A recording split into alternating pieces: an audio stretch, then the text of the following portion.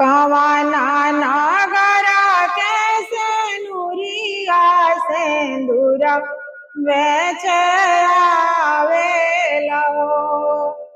कवाना नागर कैसे नूरिया सिंदूर बेच आवेला हो। कवाना नागर के सुंदर दिया सिंदूरा संवारेली हो। कवाना नागर के सुंदर दिया सिंदूरा संवारेली हो।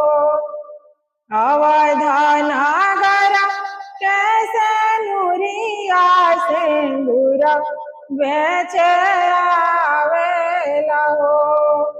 अवध नागर कैसे नूरिया सिंदूर बेच आवेला हो। जनक नागर के सुंदर दिया सिंदूरा संवारेली हो। जनक नागर के सुंदर दिया सिंदूरा संवारेली हो। बाबा बाबा पुकारिले बाबा न बोलेले हो।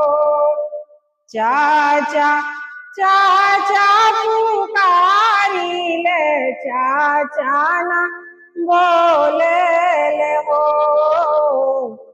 बाबा के बल जोरी सिंदूर बड़ा डाले हो।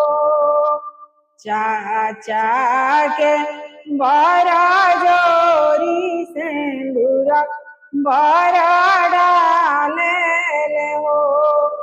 भैया भैया पुकारिले भैया ना बोलेले हो। भैया भैया पुकारिले भैया ना बोलेले हो।